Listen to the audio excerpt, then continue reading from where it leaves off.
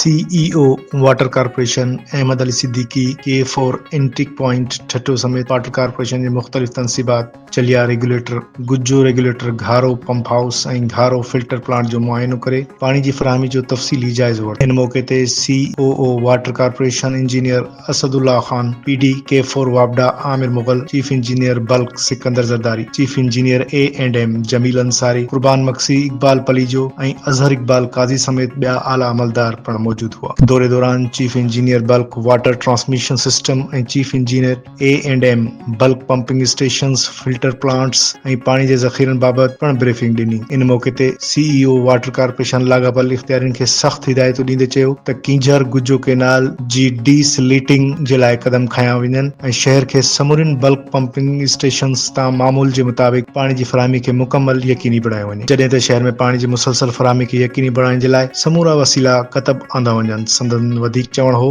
त water corporation जे system में मौजूद पाणी जी मुनसिफ़ानी विर्छ जे लाइ ठोस क़दम खयां वञनि, छाकाणि त शहरनि खे बहितर सहूलियतूं फराहम करण असांजी अवलीन तरजीहात में शामिल आहे। दौरे दौरान PD K4 वाबडा मंसूबे बाबति ब्रीफिंग ॾींदे चयो त मंसूबे ते 60% कम मुकमल थी चुको आहे, जॾहिं त असांजी पूरी कोशिश आहे त मंसूबे खे जल्द मुकमल कयो वञे। तर्जुमान वाटर कॉर्पोरेशन मूजिब आला अमलदारनि पारां मुख़्तलिफ़ तनसीबात जा दौरा करण जो बुनियादी मक़सद शहर में पाणी जी फराहमी खे वधीक बहितर बणाइण आहे। असां हिकु भेरो ॿीहर पंहिंजे नाज़रीन खे ॿुधाईंदा हलूं त CEO water corporation Ahmed Ali Siddiqui पारां K4 इंटिक पॉइंट समेत मुख़्तलिफ़ प्लांटनि जा दौरा करे उते इंतज़ामनि जो जाइज़ो वरितो वियो आहे।